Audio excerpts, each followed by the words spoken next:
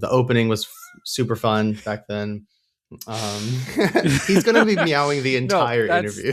Hey guys, it's Adam. I hope you're doing fantastic. Welcome to Do You Watch Anime, a show where I sit down with a guest every week and ask them, do you watch anime? And then we go from there. And today joining me is voice actor in such anime as Ameku MD, Dr. Detective, Blue Lock, Windbreaker, and this season, a misanthrope teaches a class about for demi-humans. There we go. Oh my goodness. Yep. I'm still trying to remember how to pronounce it. Yeah, exactly. Gerard Caster, how are you today? Hey, thank you so much for having me. I'm doing good. It's an honor to be here. Of course. So, do you watch anime? I do. I used to watch more before I started recording for anime. So what was kind of your introduction to watching anime? Let's see. I think, well, obviously Pokemon. Kind of a cop-out. Ouran Host Club was probably the first one. Yeah. Yeah. What was it about Ouran that caught your attention?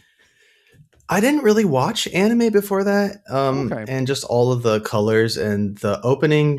Do you hear my cat? He's crying. Oh, I do. Hi, baby. Hi, Chowski. I'm doing an interview right now. He wants to play, I think. The colors of Ouran Host Club, the voice acting, the opening was super fun back then.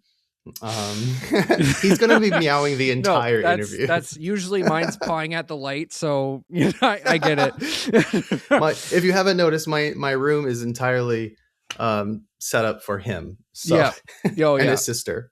I love it. Yep. He is sitting right beside me, mine. And he's just nicely laying for once. During the intro. Chow could learn a thing or two from your cat.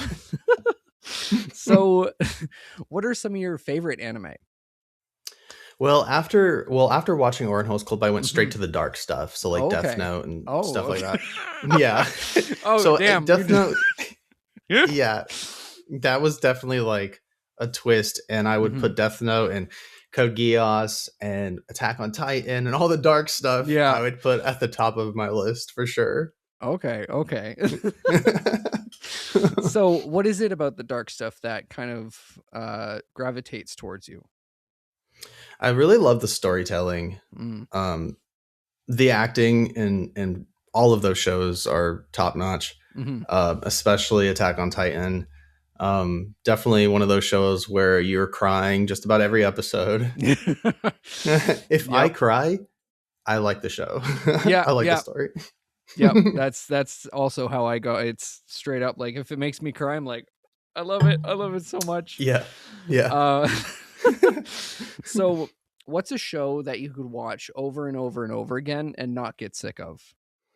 Probably all of what I've just mentioned, but also this is probably toxic, but I have a problem where if I'm in a show or if one of my friends are in a show, I love to rewatch their stuff because I like to take notes on my performances and their performances and learn and see what I can take from everything. Yeah. Not as a fan. I'm not watching it as a fan or anything, but as a more of a student in a sense. But it can get bad because I can rewatch some of my old stuff and be like, Gerard, come on. Oh my God, that's oh, Gerard. Yeah. Oh my God. So what have you done that recently with any of your old shows? Yeah, so I have a coffee problem, or I drink a lot of coffee. And I don't do it before sessions anymore. But before every session, I would drink coffee. Yeah. Before I would get a triple shot at a gas station, and it was so stupid. Guys, don't do it. And I could hear it in my voice now when I go in. I'm doing the whole lip rolls, the whole vocal warm ups, and everything. Yeah. What you're supposed to do. To sound clear. Before I didn't do that. Yeah. So I could hear. I can definitely hear like the coffee voice, the caffeinated voice, where it's like when you're yelling or shouting, it almost sounds like kind of grainy a little bit to me. And so like now I'm drinking like sparkling water and tea and everything, and it sounds more clear than back then, where it was like, let me chug a coffee before the session. And anyways, not very smart. Well, I was hosting panels at Vancouver Fan Expo, and someone asked Miley Flanagan, the voice of Naruto, what she does to warm up. And she's like, do you hear me? Like, I smoke a cigarette and go into the booth. Like, yes, exactly. You can hear, you can definitely hear it, like whatever someone, whatever they're, intaking before the session, for sure. It's oh my God. So what's an anime? There we go. That when you recommend it to people, you have to go, I swear it's good. Code Geass, for sure. Wow. Yeah. I feel like the first episode doesn't do justice of what the whole anime is until the end of the episode. Of course, I'm not going to spoil or anything, but if you watch it to the first episode and you watch it to the end, don't stop. Watch it all the way through. I promise it's going to get good. And then you're going to be addicted. Of course, you got to get through the politics and everyh But if you can get through the politics, I like shows with politics like Attack on Titan and Code Geass and stuff like that. So yeah, when when I binged Attack on Titan during the pandemic, it was right before the final season part 1 came out, and I was like, oh my God, this is so good. And then the final season part 1 came out, and I was like, oh my God, this is so holy shit. Oh, dude, I was like, Attack on Titan is one of those shows where it's just so, it gets so, like, again, you just cry every episode. It gets so dark. So such a beautiful show. I still think that the scene between Eren and Reiner in that room is still one of my favorite scenes in all of anime. Oh it's so good thinking back. And I watched both sub and dub, and they both do justice, I feel like. Straight up. Oh my God, I just was like, was just locked in. I'm like Eren, you're gonna do it. Come on, he's gonna do it. Literally, I'm like, damn, you homicidal maniac. Holy. And I'm like, the sheer amount of like emotions going through it, I was like, you piece of shit. Oh wait, you have a point. You piece of shit. Like, oh my God. I'm like, it's like, part of me is like, I really don't want you killing innocent people. But the other part's like, hey, these people really did you dirty. And it's just like, man, this is like, oh my God. When a show does that to you, where it's just like pulling you, like, this guy's supposed to be bad, but also you've been watching him the entire time, and you've seen how it's affected him and everything, and how he suffered through it and everything. It's that's what we look for in storytelling, I feel like. Oh yeah. And like, it's the same with Death Note. Like, yes, I was like, L is great, and I was like, oh wait, and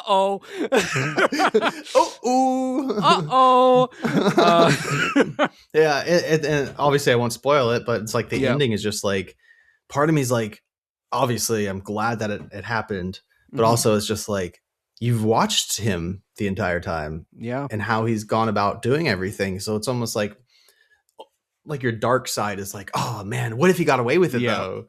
You know? Yeah, straight up. That's what we love. Yeah, exactly. I might have just spoiled it, like saying that, but whoops. It's fine. It's 20 years old. You know what? You're absolutely right. Yeah. It's so funny when I did the Death Note panel. Someone's like, no spoilers, and I was like, it's 20 years old. Oh no, we're doing spoilers. Yeah. Get out of here. You're right. Yeah. Moving on to roles that you voice in. Kind of a tone shift. You voice Takanashi in Dr. Ameku MD. How did you approach a character like him? Because he can be such a cinnamon roll and also have those moments of like, no, we need to do this shit now. We need to lock in. Yeah. Ameku, you need to lock in. I get it. No, for him, it was it was very much so akin to how I feel in real life, where it's like the session's early in the morning and I know he's tired. Takanashi's tired. Yeah. I'm tired. We're both tired. Yeah. For Takanashi, I drank some coffee. And his reads came out, I feel like, as if he was kind of fed up all the time, but also like, it's like, this is him, what he has to do. And he believes in Ameku more than anyone. They're a team. They're Jacqueline. Jacqueline did such an amazing job. And just being able to play off of her definitely allowed me to kind of bring that. There's a word for it, where she's the kind of the hard-headed character and I'm kind of the one that gets beat up. I don't know the word for it, but you know what I'm talking about. Oh yeah. Yeah. And so I feel like I was able to fill those shoes pretty smoothly because of Jacqueline. Just like performance was just out of the park every time. And so I'm just coming in like, what time is it? It's 10 a.m. Okay. And then she's yelling at me and I'm like, yeah. Okay. Gotcha. Heard. What's that? Gotcha. Wait, you're doing what? And he's always asking questions. He's like the idiot kind of, just like, what does that mean? And it's like very obvious what it means, but he doesn't. I'll be honest though. There's a lot of times where Inman, the director, was like, how does Takanashi not know what she's talking about? And I'm like, I don't know either. I'm be honest. I really don't know, but I guess me and Takanashi are more related in that way. Yeah. We'll both figure it out. Yeah. I always figure like, oh, he's the audience being like, what does that mean? Yes. Right. That's exactly 100%. And I really was confused sometimes. Like I just wasn't sure what they were talking about. I mean, sure, Jacqueline knew exactly what was going on. I was just like, okay. Cool. I'm gonna follow you, Ameku. Yep. Straight up. Oh my god. It was I love that show, by the way. Oh yeah. One of my favorites of last year, straight up. Thank you. Yeah, oh my gosh. yeah, of course. Means a lot. Yeah. What was your favorite part about being in the show? Definitely getting to play off Jacqueline. That was a huge pro. I think she's so experienced and such just a brilliant actor. I don't know if you saw the whole thing, but there's one kind of traumatic scene, and everyone in that episode was phenomenal. Yeah, and just getting to kind of, like you said earlier, kind of be the one to get her to lock in. And it was a very shift moment for Takanashi, to be able to kind of put my foot down and be like, no, Ameku, you need to go do this. And then getting to watch her do it and getting to see that whole episode was had me tearing for sure. I go back and watch that and I'm just like, whoo. Yeah. Whoo. Yeah, straight up. There was as soon as I saw the baseball cap, I was like, you motherfuckers, I know exactly. I was like, there goes my zany show about doctors. God damn it. Nope. You thought it was about dinosaur skeletons and things. Nope. Just kidding. God damn it. It's about death and trauma. Yeah. Woo, about only having one life. Woo. And making the best out of it. Yep. Amen. Exactly. Yep. Yeah. I was such a big fan of House growing up. That it was like, oh my god, it's like Anime House. Holy shit. Where she is batshit insane. And I was like, you couldn't get away with this in real life. It's the same as House. Nope. Yep. Literally walking around a hospital with no shoes. God damn. And like you live on top of the hospital. You have your own little house. That's pretty cool. Yeah. I mean, goddamn. I thought so. Yeah. I was like, hell yeah. Here's a little Easter egg. Yeah. Totally random. Yeah. I think I saw a fan take a screen grab. I think there's like, you know how in Ameku's little house, there's like books and albums and things all over the place. I think there's actually like a Drake album in there. Like I think that's what I saw. Someone go back and check maybe. Yeah. She listens to Drake, apparently. All right. I wouldn't have another surprise. Goddamn. Yeah. She's very cultured in that way. Yeah. She just listens to everything. Yeah, exactly. So how much do you think that she owes him in money? Because my God. Oh, dude, I love those scenes where they're just like bickering in the background. Me and Katie's character were just like the money is definitely an issue that I just don't even want to bring up to Ameku because it is a problem. However much with the car and everything else. Oh my so God. Much money for sure. Yeah, millions, baby. Yeah. Yeah, easily. As soon as he just kept losing vehicles, I'm like, oh my God, this poor man. Like, he just keeps getting beat up in so many ways. Yep. And she's just like, la, la, la, la, la. Like, follow me. We're going to go figure this out. Yeah. And he's just like, you just gonna.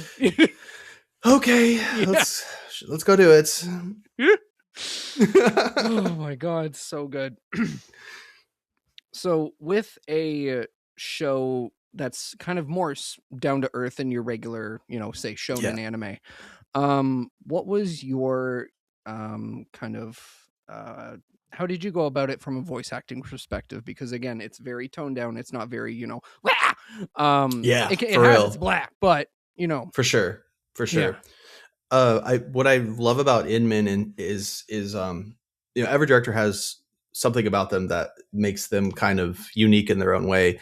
And I know Inman, when he directs shows, he really does go for grounded, I feel like, at least from my experience. And so I feel like this show really called for that.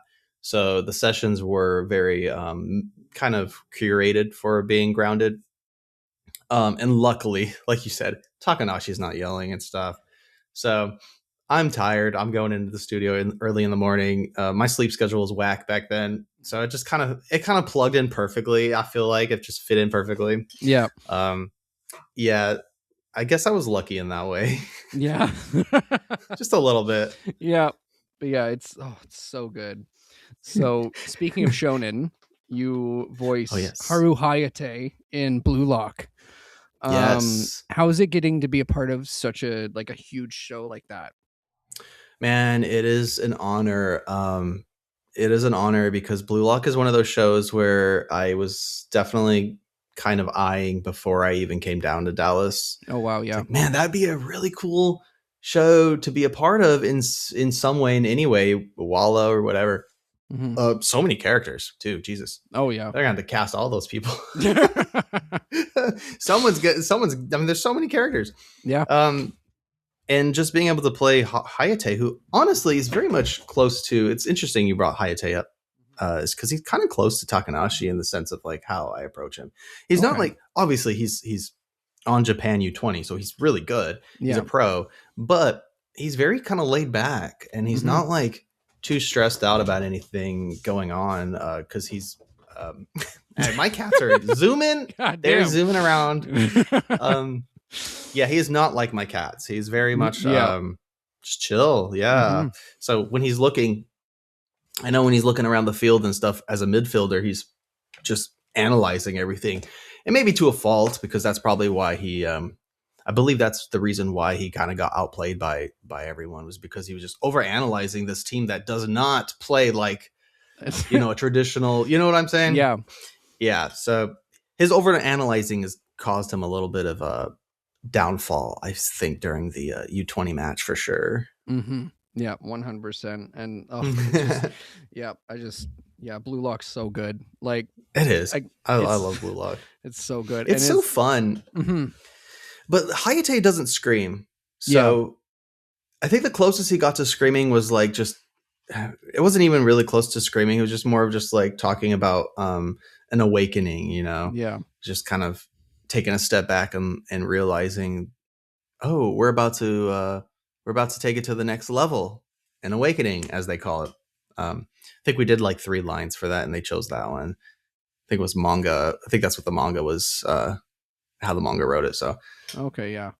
Oh yeah, it's I grew up with soccer because my dad's like Scottish, so that was like, sit down, this is how it goes. So it's and then I fell off of it, and then it's kind of like Haikyuu, where I was like, I don't care about volleyball, I don't care about soccer. And then I'm watching this and I was like, I care so much right now. I'm like cheering when they score. Like oh my god, like a battle royale kind of anime-esque in a way. Yeah. No, 100%. It's Blue Lock in my opinion is one of the best anime to come out in probably this past decade for sure. In my opinion. Oh yeah, it's without a doubt. So it's just so good, and I'm just it's beautiful hype and everything. Oh, it's so good. So that's cool.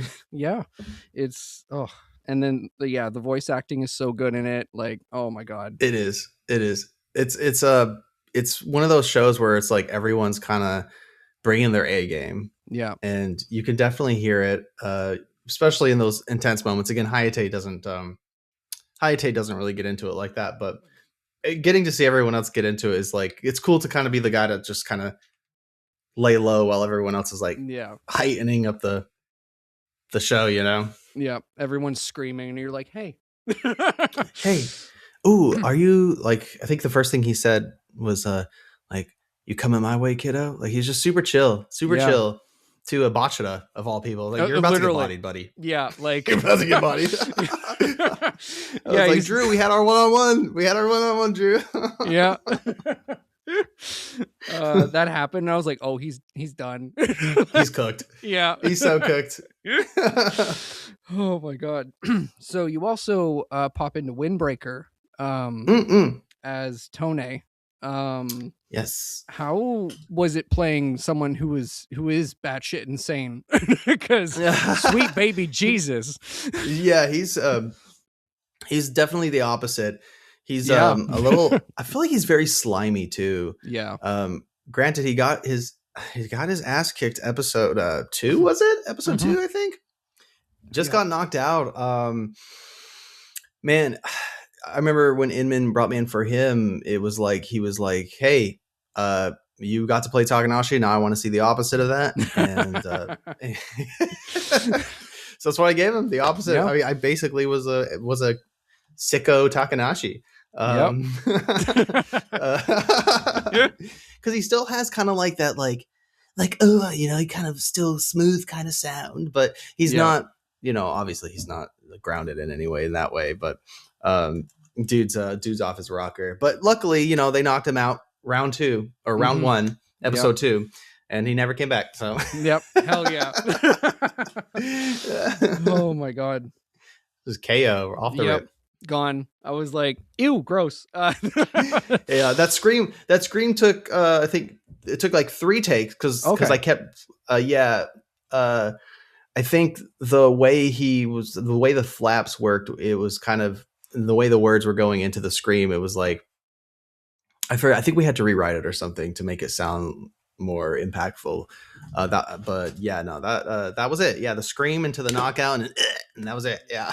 Yep. Goddamn. I was like, and he was so confident. Again, he was so confident, being like, I'm going to kick your ass. And I was like, my sweet summer child. No. And they all were so confident and out of their rockers. Yep. All of those Keel people, man. And they just, they're out, knocked out. Yep. Just gone. Just. Oh my God. They never had a chance. Yeah. Never had a chance. So you play the lead this season in Misanthrope. Misanthrope, there we go, teaches a class for demi-humans. How did you approach voicing a character like Ray?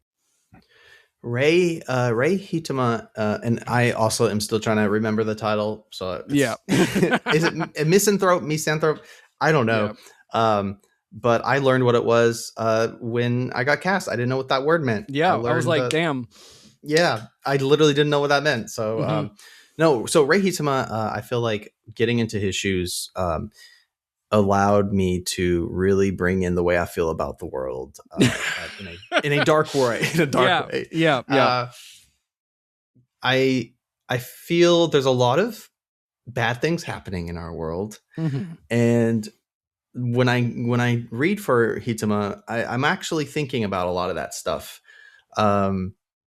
I'm thinking about how it's almost feels hopeless and powerless, and it's just better if humans, didn't even exist. I try to heighten it up a little bit when I read for him, but ultimately there's a little glimmer of hope in there when I meet these students, and I am trying to let them pull the hope out of me, and I feel like every episode gets better and better. I don't know if anyone's watching it, but it's there's one episode kind of like a Ameku episode where it involves some like really dark themes, and a lot of these episodes are bringing up some really heavyweight emotional themes that actually have me kind of tearjerker a little bit, if I'm being honest. Yeah. When I started it, I was like, what is this? Like, I was like, what is happening? Like, cute character designs. That's what I thought going into it. And I was like, like you said, it gets better every single episode. Yeah. And the themes they play on some interesting themes that are like real life issues. And the creator, I feel like the reason why the characters look so unique is because the creator is a VTuber. And so those elements of like VTubing, I feel like might have played into like the character creation, maybe. It's my thought process on it. Yeah, because all the character designs are so unique and different. It's very cool. So how do you best relate to Hitoma? Definitely I feel like, not that I hate humans, but I definitely, I can find things I hate about life. I think there's things about life that we can find pretty easily where it's just like, man, there are some really messed up humans out there. There's some really cool humans. That's not the humans I'm thinking about. Thinking about the bad ones. When he's like, I hate people, blah blah blah, I was like, that's a bit much. And then I start thinking about it. I was like, you know what? He's kind of cooking. A little bit. I kind of get it. Oh my god. So it's a fun show though. Oh yeah, totally. Like and the colors, the color palette. Ooh. Yes. Oh my god.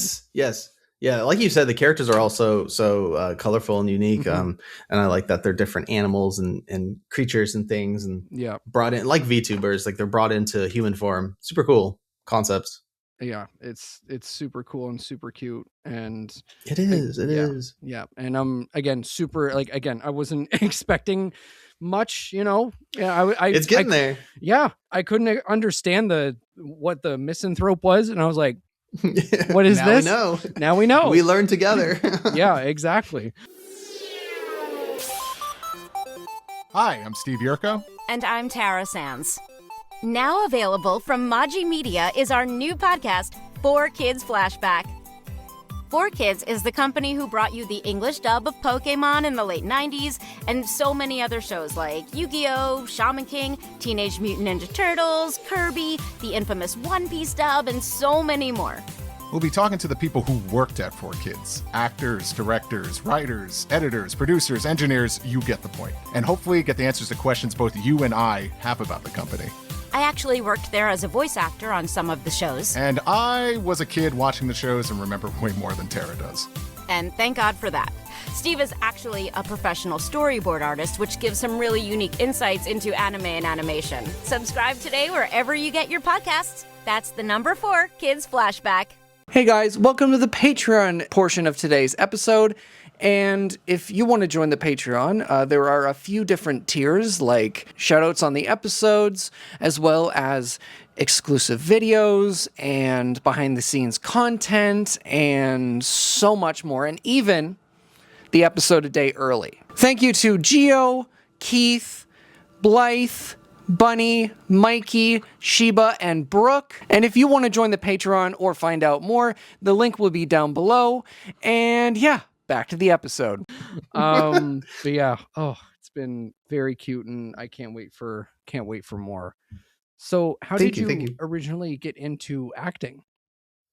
So acting has been something that's kind of always been a part of me, but I didn't really take it seriously until COVID. I did a little bit of theater way back in college, did not pursue that at all. Did a little bit of, I wish I did, but I didn't. Instead, I did a little bit of extra work for different films out in Las Vegas. This was when I was in my late teens, going into my early 20s. And then the extra work stopped abruptly when I moved to Tennessee, where I met my wife. And then I pursued other things. I ended up trying out music, didn't like doing music.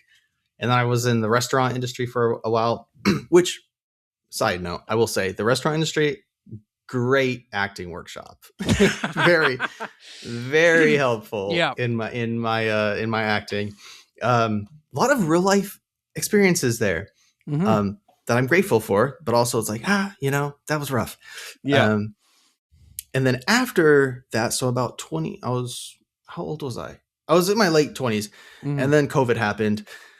And I turned my studio during like the tail end of it into a voiceover studio. And then I started pursuing voice acting after watching season 4 of My Hero Academia. Okay. Hell yeah. Yes. That's with Overhaul, I believe. Yeah, I believe so. Yeah, that was the season that got me into, I was like, let me try voice acting. Let me go back into acting through voice acting. And on top of that, I had some friends who were pursuing voice acting for a while, and they were doing very well. And they kind of mentored me as well as I like started to decide to get into it. And from voice acting at the tail end of COVID till about 2023 is when I moved down here. And I took a class, I took some workshops, in-person workshops. And then I got pulled in by a director. And I've been working down here ever since 2023. Yeah. Oh, yeah. In Dallas. Yeah. Oh, I love that. So it's a long-winded story. No, not at all. So what's a show that you got to do Walla for that either interested you afterwards or that you walked in and were like, oh my God, holy crap, I'm doing this? Like, oh shoot. Well, My Hero is definitely My Hero Academia definitely was like getting punched by Deku was like, oh shit, I'm doing this. I remember my buddy, he was like, who was also in the Walla session, he was like, because he knew how much of a like kind of fan of the show I was. So he looked at me and he's like, you got punched by Deku. And I was like, yeah, I did, didn't I? That's interesting. But as far as like a show that I've walked into and I was like, I really need to watch this. Definitely One Piece. Yeah. I have not gotten too far with One Piece only because of the mountain that I have to climb. No, that's totally valid. That's totally valid. Oh my God. Yeah. But I every time I do a One Piece Walla session, I'm like, this show is so fun. I just need to one day eventually sit down. I need to schedule. I need to block out some time in my schedule and be like, these are the days that I'm watching it. Yeah. Right. Because otherwise I'm never going to watch it. Yeah. Yeah. No, that's valid. Only reason I kept up with it was because like it came on TV when I was a kid. Like, and like I had the manga growing up. That's it. If it wasn't for that, I'd be like 1,000 episodes. No, thank you. Like, no, are they remaking it? Did I hear them say that? They are remaking it. No idea when it's coming out, but interesting. Studio Wit and Netflix are remaking it. So cool. It should be good. Hopefully, knock on wood. Hopefully, yeah. Okay, maybe that's when I'll watch it. Yeah. Yeah, fantastic studio, and I trust them. Hopefully, I trust them. Yeah, with studio. Yeah. I think they'll pull through. Yeah. Oh yeah. And there'll be less filler, less, because there are some parts of early One Piece that I'm like, how did I get through this? It's definitely old school. Yeah. Yeah. And it's very funny because my partner, I've always been like, come on, please just watch it. Please. It's so good. And she's like, no, it's too long. And too long. And then we watched the live action. And after that, I was like, there's more. And she's like, fine, we can pick back up. And I was like, yes, we got another one. Let's go. Got another one. No, see, that's kind of where I'm at. I have so many friends and people who are like, people who I trust their recommendations. And when they tell me that I need to watch One Piece and that I'm sleeping on it, I believe them. I'm not sitting here like, I don't want to watch One Piece because I think it's silly or whatever. Yeah. I literally, I understand how iconic this show is. I need to lock in. Yeah. We need to lock in. Yep, exactly. Oh my God. So we see on social media that you've been editing other people's voiceover reels. Oh my gosh, yes. Yeah. How did you get into doing that? Oh my gosh. Thank you for asking that. Yeah. I enjoy editing videos. I've done a little bit of YouTube here and there. I don't know if I would consider myself a YouTuber by any means, but I've definitely edited my fair share of videos. Yeah. I'm sure you are all aware of what that takes and what that entails and stuff. I made a visual reel for my buddy Van Bar Jr. And I was like, this is interesting. I feel like I'm capable of doing this for more people if more of my friends need it. Well, the first visual reel I did was Christy Johnson. Yeah. Queen. Your friend. Yep. And yes. And it was after that I went to Van Bar Jr. And then I was like, maybe I should because I already had the idea of doing it for more people. But after Vans, I was like, maybe I should really seriously think about hitting up a few of my other colleagues and see maybe they're interested. So I hit up a few more of my colleagues and they're like, oh hell yeah, we could use a visual reel. I'm like, shit, okay. So I'm working on all these people's visual reels and all of a sudden I'm getting emails from people that I don't even know like that, who are like, hey, I'd like to get one done too. And I'm like, okay, cool. And then now I'm doing a visual reel just about every week, every other week. I don't know. Yeah, I don't know if it's something I want to keep doing. I really don't. To me, it's a form of expression of art. Yeah, because I look at your branding and then I get to somehow incorporate it into a visual demo, and that I find really fun to do. But I don't know. Will I keep doing it? I guess I'll keep doing it until I just don't have time. I don't know. I luckily still have a little time right now. So yeah. Oh my God. Yeah. Editing. I love and hate editing. Same. Yeah. Same. It's, I hear you, babe. I hear you, sweetie. Yeah. Want to come watch? Oh my God. He's going to watch. Of course. He's going to watch us. Oh my God. Yeah. I am the same way with video editing. I love and hate it because of, again, the artistic kind of vision that you can have on how a thing should look and feel and stuff. And our cats are hanging out together. Oh, I know. Literally. It's like, hello. Oh my God. But the thing I hate about it is honestly just the time it takes to it eats up a day. Well, yeah, I can only imagine. Before I started the show, I was doing just essays on anime, and my least favorite thing to do was grab clips for it. Dude, yeah. So with visual reels, I do enjoy looking through people's resumes and watching the shows they're in, and learning about the characters they play, because there's a lot of shows I haven't seen, and that I'm kind of forced to watch because of whoever's reel I'm working on, and that can take days sometimes. I'm just sitting here watching anime, just finding the right scene. So when someone comes up to me, I'm always like, hey, if you know what spots you want in your visual reel, I prefer that, but I'm totally open. If you want me to, I'll go deep diving into your resume, and I don't mind. I'll look for spots. Yeah.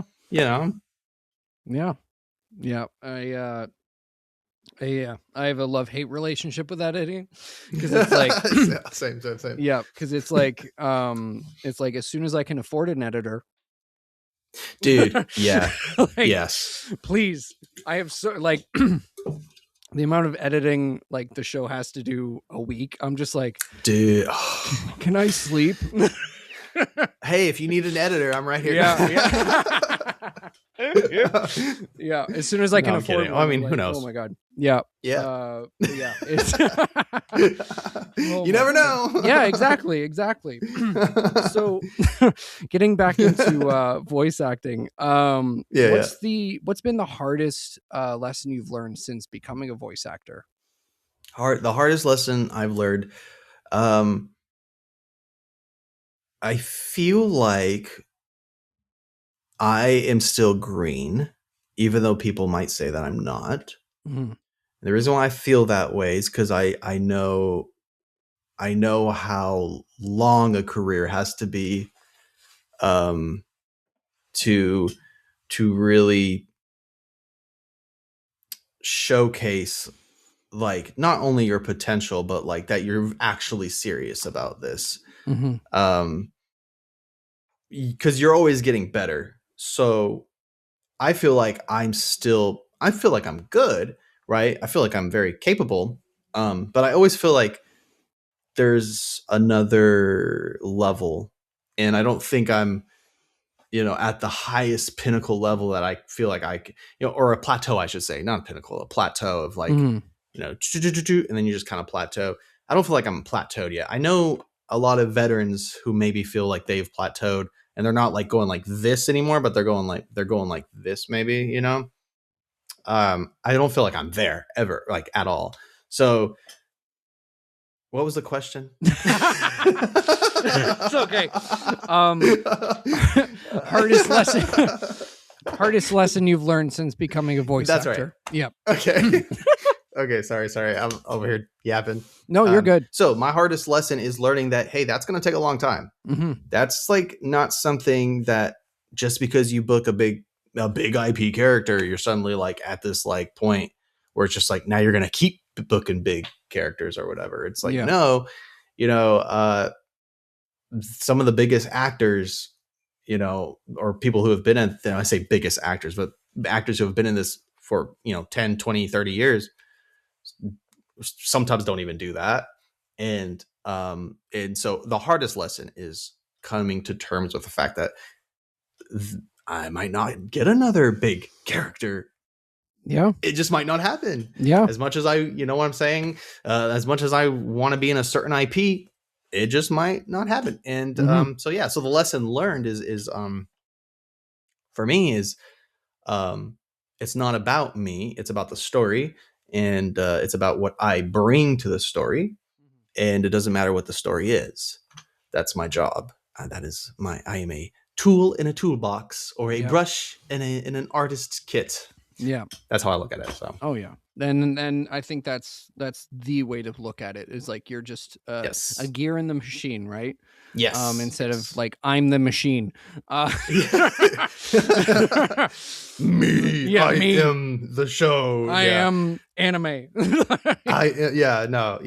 You're absolutely right. You are the gear in the machine. Yeah. And can you make the machine better? Like, is like you being a part of the show, is it actually making the show better, or are you just making it about yourself? Mm-hmm.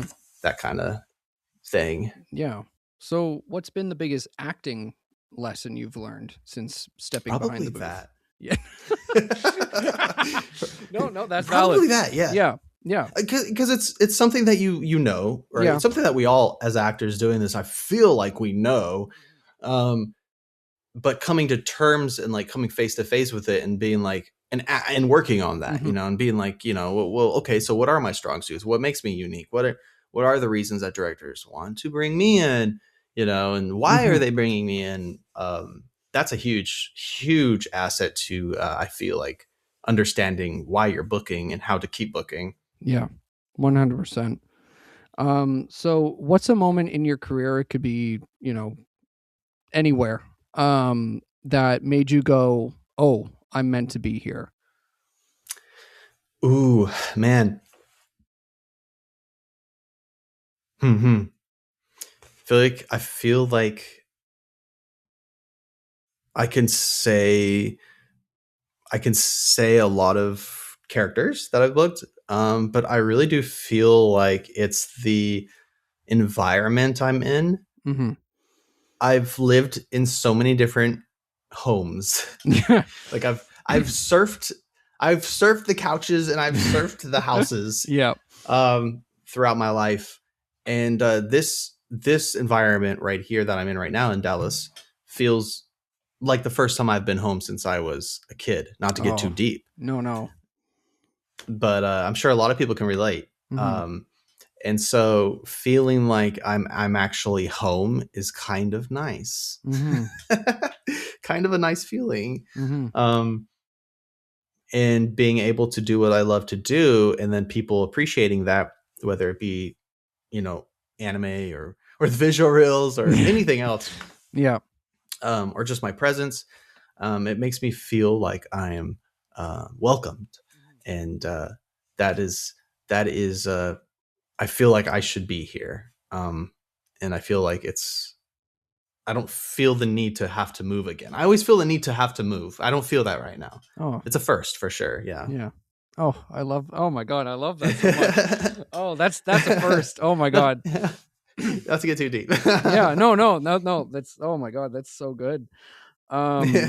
So if you could have a conversation, if you could go back in time and have a conversation with yourself when you first started, what would you tell yourself? When I first started pursuing voice acting specifically, I would tell myself that. So I wrote a little 5-page guidebook that I look at every now and then. Whenever I lose my path, I guess, or my way, I'll question myself. Mm-hmm. I'll open up this little guidebook, and it's like a summarized informational guidebook that tells me it reminds me of things to try to basically summarize it, what makes an actor for me. Mm-hmm. And without getting too far into it, I essentially look at that and it reminds me, and it helps me, and it grounds me. Because for me, if it's not written down, it's hard for me to remember. I have to write everything down. So I'm like a perfectionist in that way, where it's like I have to like look at everything. So having it in words is nice, right? So if I'm talking to my younger self, I would just hand them like a Zelda, like a treasure chest or something, like a holy light just shining on this guidebook, and I would hand this guidebook to me, and it would be like the ultimate answers to everything for my future self. And I would just be like, hold it in the sky, and I'll just like, it would be everything I needed right there in that little book. Yeah. Oh my God. Oh my God. I love that. Just like, okay, here. And don't say a word, just say here. And then. Exactly. Yep. I don't want to overdo it. I'll just hand it to my younger self. There you go. Yep. Just you're just sitting there with a chest, and you're like, what is happening? Yeah. Oh, what's this? Because back when I first started, dude, I would write everything down to like a disgusting level. Okay. Yeah. I look like a crazy person. I was like, I have like boards all over my walls and documents all over my computer, notebooks open. I look like Ameku. But I've concised it down to just like 5 pages. Yeah. Yeah. Yeah. I started my like journey like that, where I was like, oh my God, I need to write everything down and have it. And now I'm just like, I have a phone. Yep. I have a notepad on my phone. Yeah. I have like thousands of notes. Same. What's this one again? Yeah. It's and me all the time. Months later, like, oh, I deleted that crap. Yep. I have a it's why I made on my Instagram, I made a post detailing every walla, bit, roll, everything ever. For me, I need that. Yeah, 100%. So I just made a document. Hell yeah. I did it every week. Every day if I have to. Yeah, exactly. I'm insane. I was dying soldier number 2 in this isekai. Yes. Yeah. I literally, yes. I'm like, which one was it? There's this one show. It's literally just, I don't know. It drives me insane. There's this one show that I did a long time ago. Yeah. And I was this bit guy, and I was like, but there was another bit guy, and they were both talking to each other. And I'm like, I'm one of those bit guys, but I don't know which one I am. I'm like, I just don't want to say I'm that guy if I'm not that guy. and I'm this guy. And then I'm like, wait a minute. What if I'm none of them? What if I'm making this up in my head? And I'm like, this doesn't matter. None of this matters. Yeah. But my brain's like, yes, it does. It matters. Oh my God. So it's a problem. Yeah. So what's a dream genre of anime that you would love to be a part of more? Ooh, probably some more darker stuff. Ooh, okay. Some more like, some of that Attack on Titan that we were talking about earlier. Something like that. I don't think I'm like, other than like Waldo and stuff, I don't think I'm like in I'm not. I mean, Windbreaker, probably the closest I can get to maybe something dark. Not really, but it's not really dark. But I have to look at my resume. Dragon Ball. No, I'm kidding. Yeah. It's so dark. Yeah, so dark. Oh my God. It's like when speaking of dark anime, when Clavitas came out last year. Oh yeah. I was like, finally, something I can recommend that isn't Berserk, that it's kind of fucked up. It is, yeah. And oh my God, it's just it's really good. And again, when I recommend Berserk, I'm just like, okay, please watch this with blinders. Like, just yes, yeah, please. It's worth it, but yeah, it's one of those. There's another show that came out too this season, I think. God, I'm so bad with names, man. There's a show that came out, I think Sean Gann's directing it. Oh, it's Sentenced to Be Hero. Yeah. People are getting cut up and chopped up and things. Yeah, it's like, I'd like to be in a show like that again. I think that'd be fun. I think Clavitas, I think I was in the first episode and I died. I think it was like off the rip. Just I think the guy just, I don't know if I got stabbed by the big old monster at the beginning. I'm so bad with names. No, it's fine. I got absolutely murdered. Yeah, murked. As we do. As you do. I was actually talking to Ben about Clavitas, and he's like, they sent every man in there to be a soldier and die. Like, yes, essentially, Ben's like, right. Damn. Yes. I need to finish watching. I haven't finished. But yeah, the Clavitas says this is a really good one. That's a solid one. Yeah. It's a really good one. So good. And again, I do have to say a trigger warning, but a little bit less of one than Berserk, and be like a little bit less. Yeah, Berserk is one of those things where it's like beyond trigger warning. It's like that's going to traumatize you if you're not ready for some of that stuff. Yeah, straight up. When I first watched it, I was like, I'm fine. I'm not. I'm sorry. And like the twist, just and like beforehand, I would see like people being like, "I'm just like Guts," and I'm like, "Haha, I don't know what that means."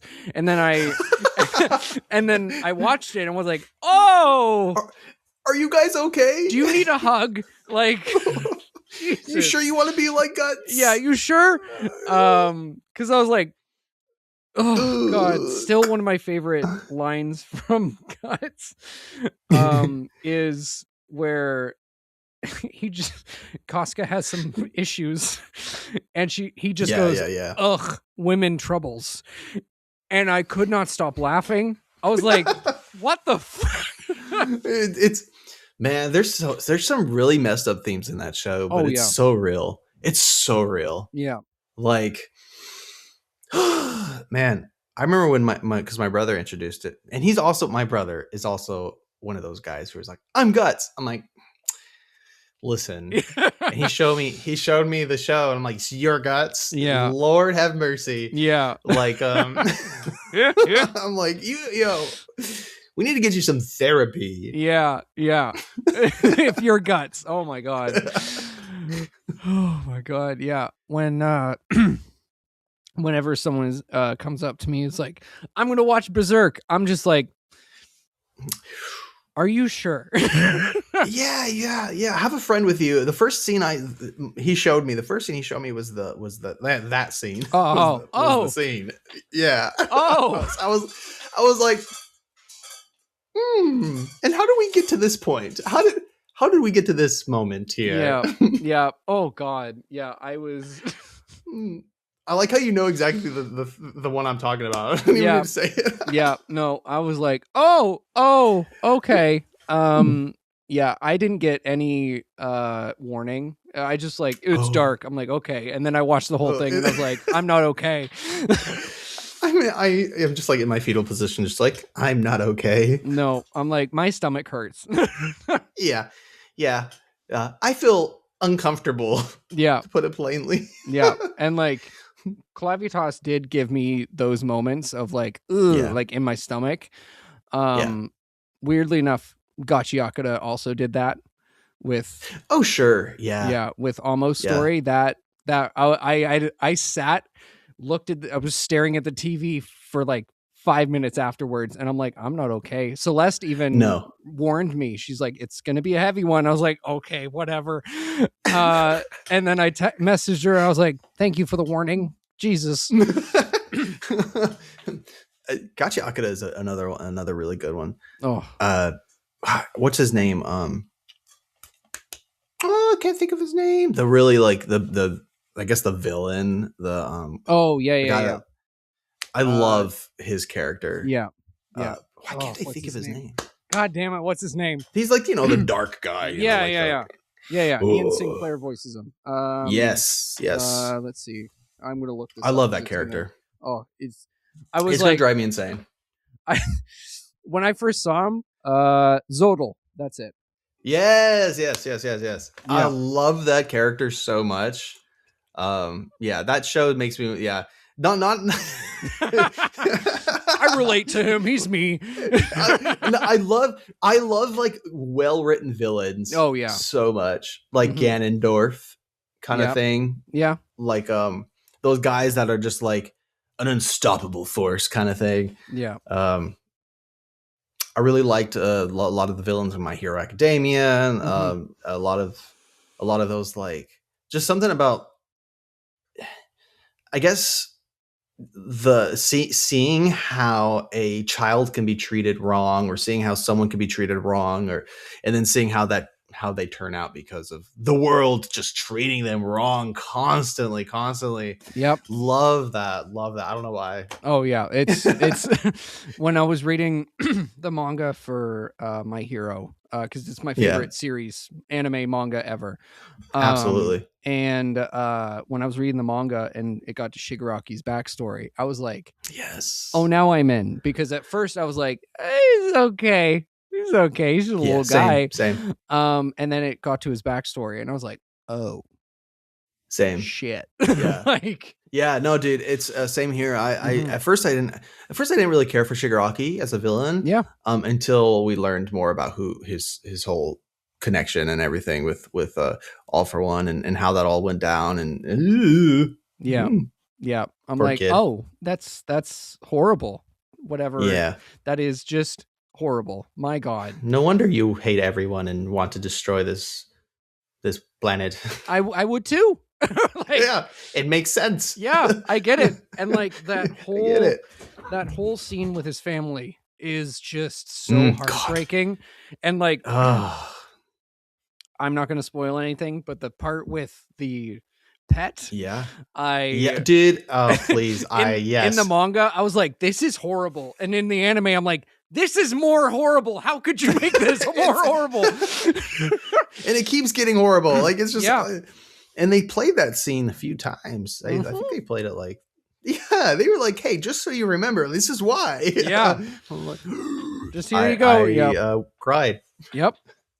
I was like, oh, we're going places now. And then, yeah, dude.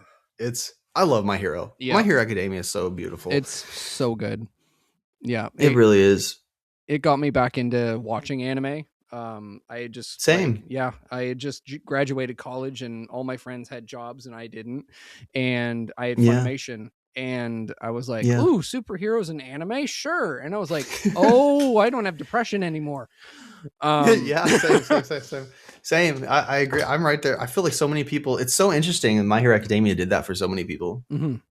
Yeah. Such a good story. Yep. And then when it gets shit on online, I'm like, I don't care. Listen, y'all. Yep. Yeah, I cry all the time watching that show. Yep. When Deku has something wholesome happening with All Might, I'm over here crying with Deku. Yep. When there's some kind of like emotional backstory between Todoroki or whoever else, Shigaraki, or even Overhaul or whatever, I'm just like, dear, there's always a good story somewhere in My Hero Academia for every character. Yep.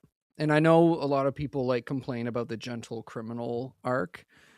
Oh yeah. And I'm just like, no, you don't. Apparently, you don't read. Y'all are missing the point. Y'all are missing the point. Like, yeah, I think he's one of the best characters in My Hero.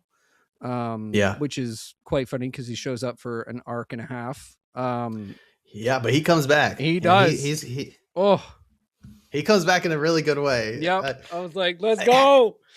My thing with Gentle Criminal too is like, I really feel like he's an example of Deku as like what could have happened, or like if Deku was older and like this happened, and like maybe the path would have been a lot differently if something tragic happened in such a way for Deku, you know. And I think it's a really good example of like why you don't really know what someone's been through, and the position they're in life is the consequences of what happened.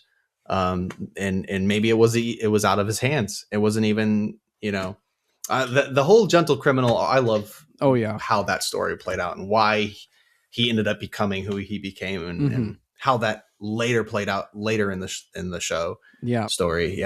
Beautiful. Very good. So good. Very well and written. Like just I had a point and it just completely left my brain. Sorry, I yapped it away. No. I took that out with a yap. Bakugo. When I first started, I was like, fuck this guy to hell. I was like, you told my boy to kill himself. Like in the first episode. Like I was like, I'm gonna kill you. You should have been sucked up by that slime. You're lucky I'm not Deku. Yeah, exactly. But again, he also grew on me. Bakugo. He became like top 5 for me. Like I agree. And for me, Bakugo, I've always seen his potential. Bakugo, granted, the first episode was just like, what a jerk. Yeah. But I feel like with the fight that him and Deku had later on, he really, I think that moment, and that it happens a lot in My Hero Academia, where there's like, you kind of dislike a character a little bit, and then something happens, and you're like, oh, and then you like them, even if they're a villain or something. Yeah. With Bakugo, the potential I saw in him early on was how he consistently was like, I'm not a villain. Yeah. He's just an asshole. Yeah. He just thinks he's so, you know, as a kid, he thinks he's the best, and how dare someone, you know, tries to outdo him. But then like through every season, it's just like, I love this character. And then by the end of the show, he, without a doubt, Bakugo is my favorite character. I will say. Yeah. By the end of the show, obviously by the end of the show, he's my favorite character. But see, I would say like season 2, season 3 is when I kind of locked in, was like, I think Bakugo is like probably top 5, top 3.